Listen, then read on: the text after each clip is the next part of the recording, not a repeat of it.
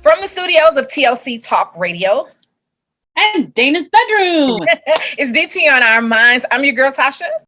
And I'm that fat girl, Dana. We have an incredible show lined up for you today. Don't forget to follow us on our social media pages, Facebook, Twitter, Instagram, and of course, YouTube. And catch our episodes on tlctalkradio.com. 24/7 edutainment, but at your convenience, because you can just pull it on demand. How's it going? I miss you.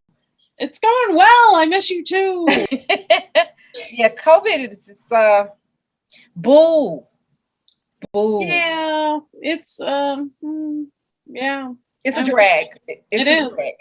Yeah, it's a drag. But we do what we can. We make adjustments. That's the human experience. We make adjustments when things happen, things that we don't like a global pandemic. You know, quite enjoying it. You know what? So today I went back to work and my students are not back. So it was just, the staff, and it was really good to see everybody. We had done a staff outing, a safe, socially distant staff outing. I mean, we had a ball. It was good to see each other. At the same time, it's like, yeah. So, you're nervous. You're absolutely nervous. And I'll talk about that in a little bit. How have you been? I've been good. We actually started school last week. Okay. But it was like half days. They did like this 4-day orientation. It was kind of insane. So half of the day, the juniors and half of the day, freshmen and sophomores would come in. And then the rest of the day, juniors and seniors would come in. And this week is just juniors and seniors. And next week is just freshmen and sophomore. And then they get together whenever the next week is. So it's been nuts. Nobody likes to wear a mask properly. So that's irritating. And then we started the way our lunchroom is set up now is we have stations. So I run the wings and things. So I'm all about chicken all day. And then there's Taste of Italy. There's South of the Border that greens is like salads and paninis and stuff like that. I'm missing something. Hot off the grill is like hamburgers, hot dogs, brats, all that kind of stuff. Chicken sandwiches, because I'm not doing sandwiches, just chicken things. Got it. And snack bar and something we haven't started yet because we don't have enough people. Yeah. So we're hiring. I was about to say, are you all short-staffed? Yeah. I'm hearing that people are, for whatever reason, either leaving the profession or have gotten a different position. Yeah, it can become challenging, particularly when you have a lot of protocols in place that you have to enact that require a lot of monitoring. When you're dealing with, adolescents and kids and who may or may not listen to you when you give a directive. No, they don't. For some reason, everyone thinks that they just can take a juice from anywhere and just walk around with it. And I'm like, it's kind of not how that goes. Not how that goes. You got to buy a meal. You get a juice. Not a pocket full of juice. That's hilarious. Then you move along. Expeditiously. So yes. Movement. So you had a birthday. And you did something super exciting that I don't know that I would do. Really? Tell everybody. I don't know that I would. Listen, one of the things I admire about you is that you just go. You do exactly what you want to do. Yeah. It's kind of easy, being single. Okay. I don't have to, confirm it with anyone else. I'm just like, oh, I'm doing this. Well, so tell everybody what you did. It was great. What I did was travel the entire East Coast, except for North and South Dakota, because I already hit them. Okay. But I started in Illinois, went to Indiana, Pennsylvania, New York, Vermont, Maine, New Hampshire, Massachusetts, Rhode Island, Connecticut, New Jersey, Delaware, Maryland, West Virginia, Tennessee, and Georgia in 9 days. So Anna celebrated the 25th anniversary of her 25th birthday. Exactly. And really Just Yeah. wow. So 9 days driving. Mhm. Tell me about it. Like, I know you didn't just like, okay, I'm here. All right, next state. Like, obviously you did things. Kind of, but the way that I like to do my vacations, so I'm kind of developing a pilot for a show I want to do, which is called Drive By Vacation. Yeah. So I started thinking about that while I was on this vacation, that I drove the entire thing all by myself. And I picked out some things that I wanted to see that were off the beaten path, kind of. Well, except for the first one was Ben and Jerry's factory in Vermont, because Ben and Jerry's, hello. And they have vegan ice cream, so had to have that. And they Which believe was Black cool. Lives Matter.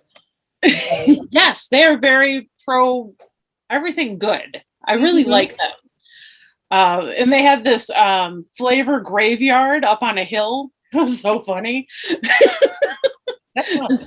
Some flavors that would come back, so it would like be from here to here, and then like 2 years later it came back and then left again, and they're like, we tried, it just never happened. Nobody liked it. Oh well. Yeah, right. So that was my first stop, and then my second one was Stephen King's house, because I love Stephen King. So like I'm a said, chicken. So Stephen King might be a nice guy. I am a chicken. well, it's not like I stopped in his house. I mean, I'm just saying. Yeah, I kind of felt a little weird because I almost felt very stalkerish. Like, because this lady got out of her car and was walking up and down taking pictures.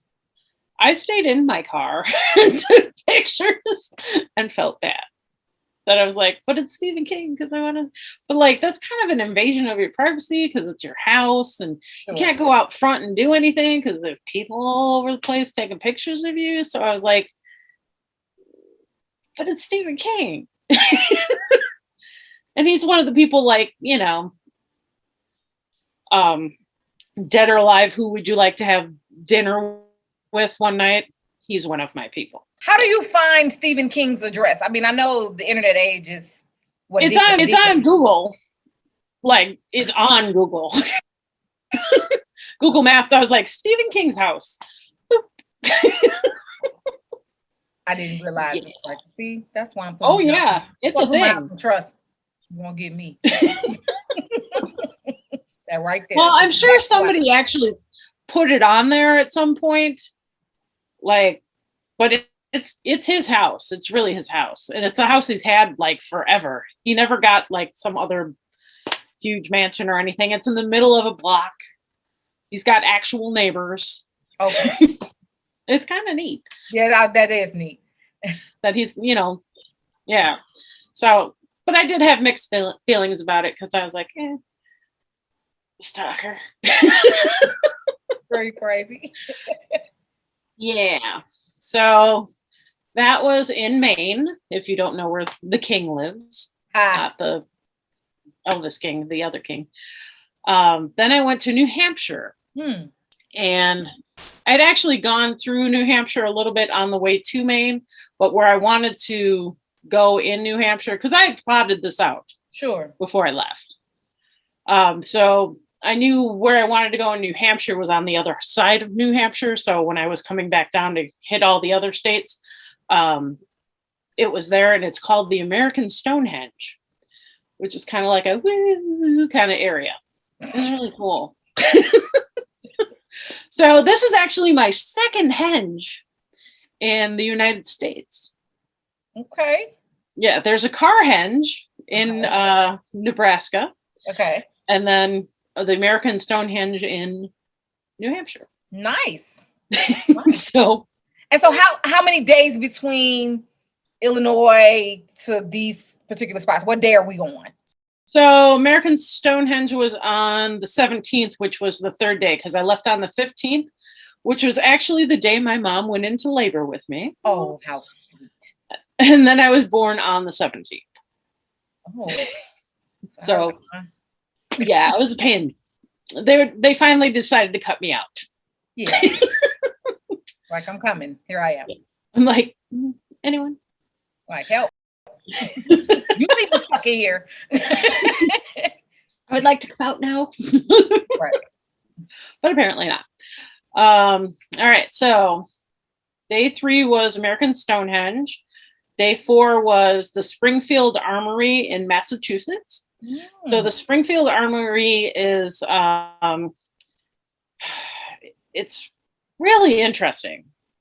It is where they made guns for like from the Civil War on, or is it the Revolutionary War on? One or the other. Maybe it's the Revolutionary War. We'll check it out. Yeah. I'll put a little thing somewhere. I was thinking that. Great mind. Tina means this one. You're crazy. So it was really, right. But it had like really, really old like guns and bayonets and all types of cool stuff. And then like the most modern thing they made was like this crazy gun that was military, huge. Yeah. You're gonna do that to you when you walk in. Look at it like big, loud, blah. You know what I mean? I do. But you know, I like guns. Guns are cool. But the funny thing is that on the door it says no guns allowed, so you can't bring in your own gun. I mean, I get it. I get it too. I just thought it was funny. It's hilarious, actually. Hilariously ironic. Yes. So from there, I went to Rhode Island to see. I'm sorry, I couldn't help it. What? Peter Griffin. I'm sorry, I couldn't help it. We're related. I'm a Family Guy fan. I am, you know, a Griffin. You are. I was just wondering if you went to see them. I was not. No, I didn't visit that Griffin this trip. I did visit a Griffin though. Moving on. Okay, so I went to the gun totem, which is a art piece that is made out of cement and guns that were confiscated. And it was really interesting. And it was really short. I thought it was going to be much taller. When I got there, I was like, not that tall. Like all the pictures everybody did, I guess, from this angle, which it's all fine. I mean, it was still cool, but it was like little. But all like the way that it was done, there was like gun pieces hanging out like handles, and it was really cool. You'll have to check out my Instagram. That Fat Girl Media. All right, so what day was that? I don't even remember. It kind of all just blended into each other after a while. Then I went to Old Newgate Prison in Connecticut, because that's what you do in Connecticut. Okay. Yeah. This was from the Revolutionary War. It was also a copper mine. What was really weird about it to me was that the fact that the prisoners were kept in the mine in the dark, and it was a horrible place. It was just sounds like it. Horrible. Like George Washington sent like prisoners of war to there. It was that bad. Yeah. It was, yeah. The history, the guy who gave the tour was amazing. And I have a little bit of anxiety when I go into tunnels and, you know, like mines and stuff like that. Because I do have a little bit of claustrophobia. And they were like, well, there's this one part that's only 4 feet tall and blah, blah, blah. And I was like, okay, I can make it. I'll be fine. As long as nothing's like touching and moving towards me, I'm usually okay. Sure. But it wasn't that bad. And I had kept that under control. So that was another thing that I was pushing past. That's another thing I kind of want to do, is just like break your phobias, basically. And that was kind of one of mine. So I went through it and it was really cool, but really depressing. You know, because people were not enslaved there, imprisoned there, and it was just Yeah. like in a like I don't know, like 90 people in this like little space that was probably as big as my bedroom, which isn't that big. Sure. But they were like they would sleep in bunk beds that were like floor to ceiling. So, like compartments that they used for the Holocaust kind of a situation. Wow. So it was depressing, but cool. I really like history. Yeah. Even though it's white people did some bad stuff, lots of bad stuff, like lots of bad stuff. Yeah. And they don't want to teach it anymore, which doesn't make any sense, but whatever. All right. From there, I went to Quick Stop in New Jersey, which is from Clerks, a movie by Kevin Smith. Okay. Now that day, while I was driving there, he announced that he was filming Clerks 3 on his birthday, his 51st birthday, August 2nd. So on that day, he was actually there, but I didn't see him, but I heard his voice. And it was really cool. I wanted to see that because I love those movies. I love Kevin Smith. I don't know, he makes me happy. Then I went to Delaware and I was looking for this shipwreck that I never found because the coordinates I had were just for somebody's property, and I was like, I'm not gonna walk on that to find this. Probably a bad idea. So I ended up just standing in the Atlantic Ocean for a little bit, and that was cool. Dope. Dopeness. Yeah, I've stood in it before, but it was in Florida. I've never been that far up north, northeast, I guess. Yeah. In the Atlantic. So it was cool, but there was a lot of people there. Okay.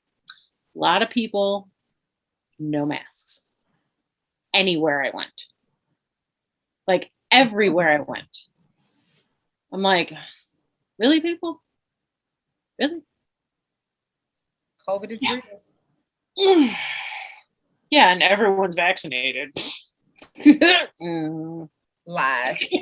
Lies.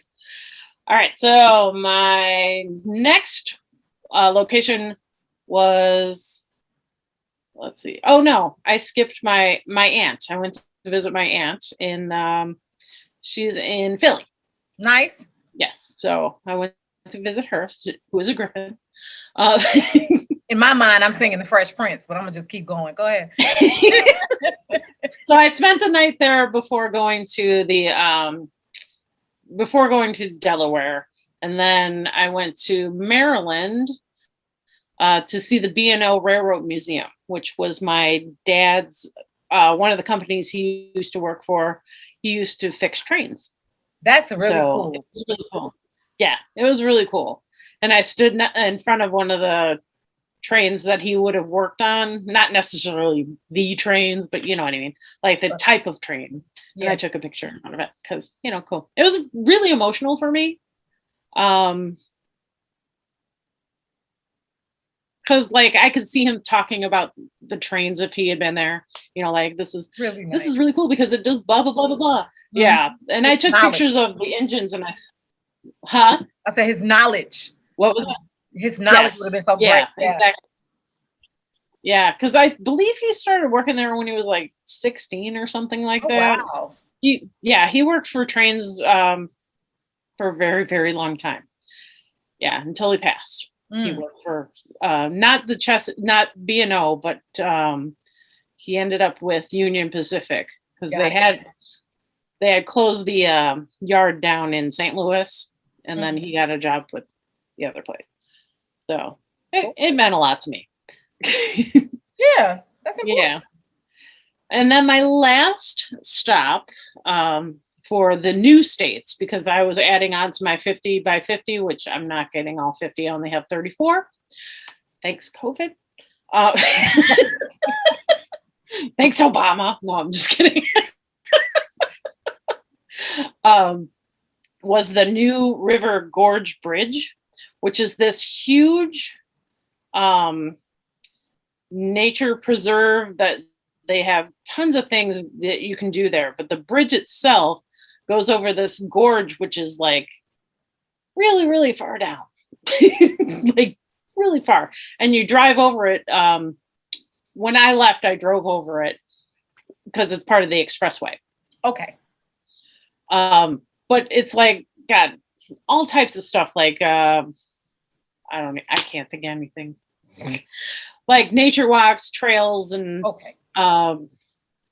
Just a whole bunch of different activities you can do. But I got there about sunset. So I had to walk down like a million stairs to get halfway down to the gorge.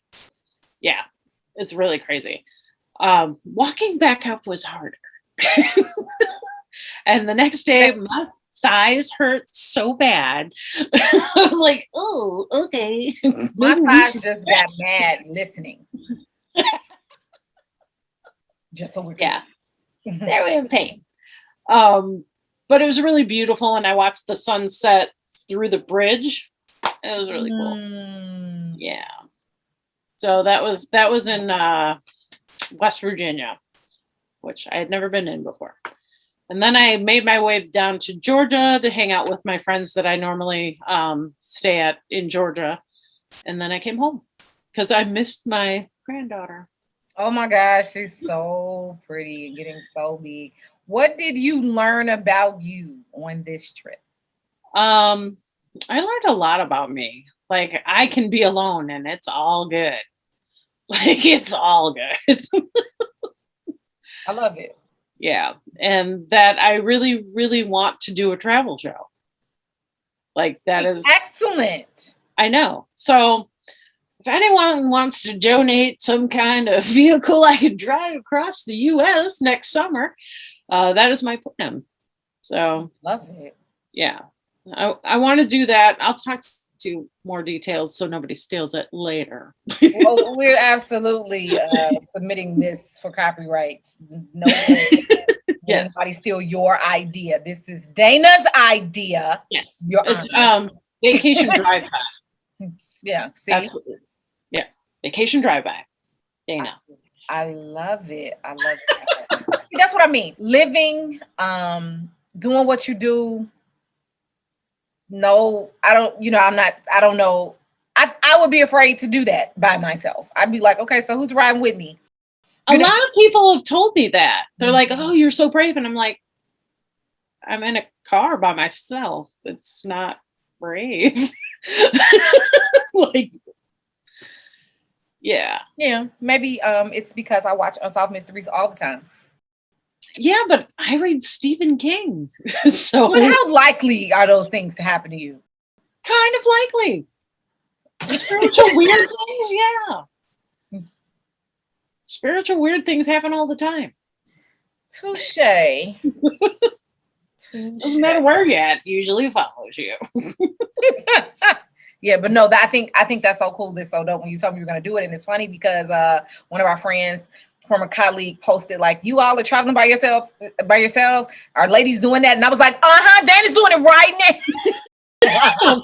I'm doing it now. I've hit 13 states already. So what happened when you got tired? Did you just stop at a hotel or how did that go? When I was like after I would hit something, and if it was like only 2 or 3 hours to the next place, I would just go there. But if it was like going to be 5 hours, I'm like, yeah, I'll just pull over and find somewhere to, I'd look up a hotel that was close to basically halfway to where I was going. Or if it was too late to go to the next place, like where it was, I'd get there like, the night before. I think I did that with, what did I do that with? The Springfield Armory I did that with. Okay. Where it wasn't going to be open by the time I got there. So I was like, oh, hotel time to hang in the pool. Yeah.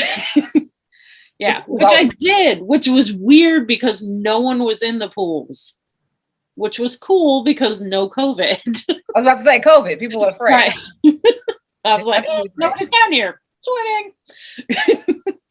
I love it. I think it's great. I think the lesson is to live out loud and do exactly what you want to do. I love it. Absolutely love it. No, Yeah. no concern what other people think. Not that you're that kind of person anyway. Like, Not anymore. Like when I was in high school, yes. that Now makes sense. Yeah. I High don't school care. I care not what anyone thinks. So we were talking pre-show about that very thing, and then it kind of wraps all of these things together: living out loud, making sure you're safe, and just being authentically you. And I was sharing with you that I said I don't have anything to share. Like, today's the Dana show. And then I did note that I lost a friend, and it was sudden, it was unexpected, and it was due to COVID. That's what I was told. I'll say that. I have not confirmed that with his family because they don't know me. But that is the consensus that I've seen floating around social media. And so whatever the issue is, I know that at 27 years old, this man lived. And so I want to take a moment to kind of dedicate my part of DT on our minds to Miles, because he's on my mind. And so fittingly, his last name is Love. And what happened was I went to Emmanuel Christian School, and at some point, I don't remember what year, we decided to form an alumni association. And in walks this young man who was significantly younger than us. And I saw a couple people with the pushback when he had some ideas. But in my mind, I'm like, no, this is a young brain and we need to be listening. And so he was just so sincere in his desires to help, whatever. Anyway, fast forward, we become friends, and he's super sweet. Ended up writing a book, telling me about it. Tasha, I need to be on your show. So my very first podcast, well, we were live at the time, was a Viber mix with Tasha, Tamiko, and Fred. And he had written this book. He came to be on the show. And again, I never paid attention. I knew he was younger than me, but I didn't pay attention to how much younger. And so I'm like, absolutely. So he came on, excellent job. I've got to find that audio. I don't know if I'm ready to listen to it, but I've got to find it. Yeah. It's somewhere. And just a great, time. And what I didn't realize is that he had become a mentor of sorts to Tamiko's sons. I didn't know that until he passed and she started sharing pictures. And I was like, wait, what? Oh my God, but this is who he was. He traveled, he owned Airbnbs, he said whatever was on his mind. You hear me? His Facebook feed, like, I don't even know if his page is public, but if you have an opportunity, go read some of the things he said. He was hilarious. And so we would always have these sidebar conversations after he posts something, and I'd be like, okay, I can't say this, but I'm going to tell you, X, and we would go from there and laugh, have a good time. He came to one of my birthday parties. Again, never paid attention to how old he was because it didn't matter. We were just an authentic guy. And then I realized he was in real estate, and he was so helpful to me as a new realtor, and he would answer all of my questions. Again, I'm more than 15 years older than him. And he launched his own agency. And when he got ready to do it, he said, this is what I'm about to do, and I'd love for you to come and be an agent with me. And I was like, what? I feel like I'm going to come over there, and I don't know. I felt like maybe this is for, the young folk. Maybe I need to be over here. But he was like, whatever. So I ended up going in a different direction. But again, always availed himself to me. And just the nicest guy, always helpful, go to bat for the underdog, and lived his life. I got a text from Tamiko that said, what happened to Miles? Check his page. Now I was on a Zoom call. So I was like, wait. So it was my cousins. It was still business, but I put them on hold and I said, hold on. And I looked and I saw all these RIPs and I was gutted, not understanding what happened. But just like, this man wasn't in my mind. I'm like, he's probably mid-30s, like, because I just never put together. Because he connected with you on your level, so it didn't really matter what his age was. Absolutely. So to find out he was 27, and then to find out later that it was COVID, I woke up So I that day, I did nothing. I was supposed to do things. I sat on the side of the bed. The only reason I got in the shower was because I had color in my hair. Because I think I'd have just sat there because I was stunned. Just, what are you saying? Why is he not here? Why? What do you mean? Right. And so I was okay until the next morning. You get up and you hope it was a dream. Mm-hmm. I said, oh, that was just a horror. Damn. It was real. So I guess the lesson that Miles taught and that you're teaching, and I hope that we all are in our own ways, but this kind of resonated with me. Again, I was really excited when you told me you were going to do this trip.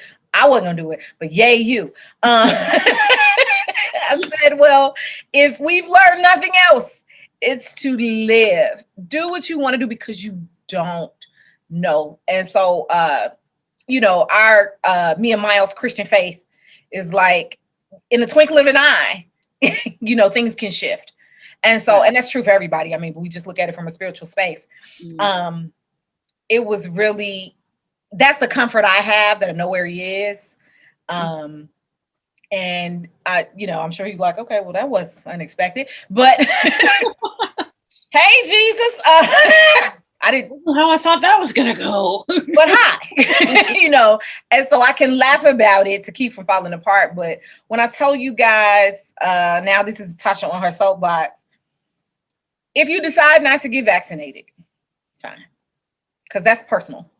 Mm-hmm. Please at least wear a mask.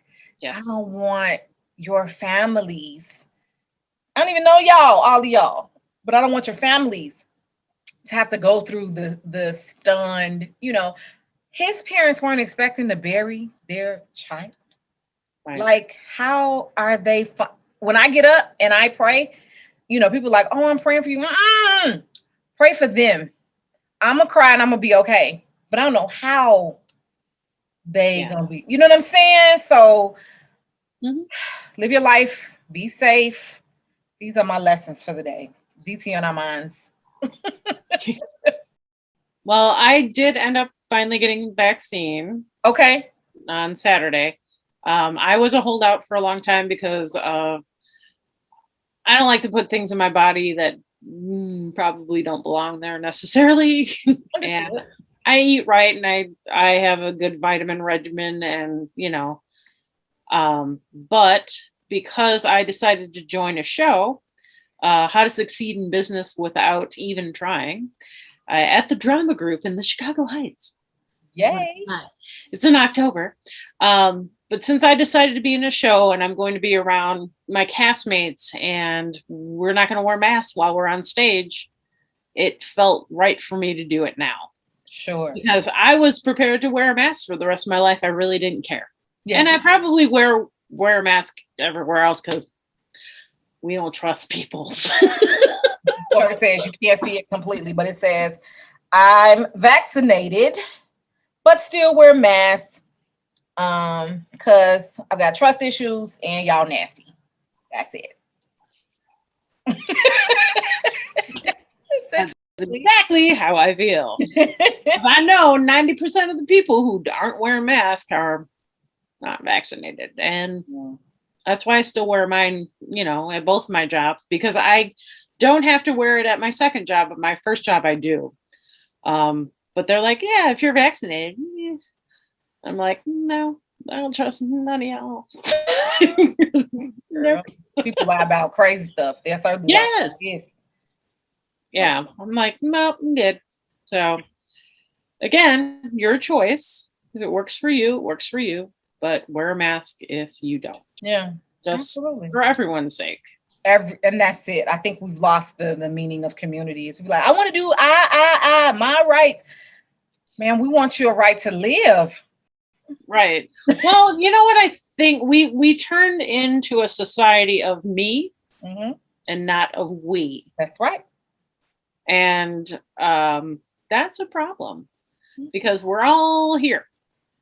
And yeah, do I want you to succeed as you? Yes, I want to succeed as me, but we're all still on this planet together. So get it together, people. I think that's a great way to end the darn show. So, from the studios of TLC Talk Radio and Dana's bedroom. I'm your girl, Tasha. And I'm that fat girl, Dana. Thank you so much for tuning in to DT on Our Minds. Don't forget to follow us on our social media pages, Facebook, Twitter, Instagram, and of course, YouTube. And catch all of our episodes on TLCTalkRadio.com on demand 24/7 entertainment. We'll catch you next week. Peace.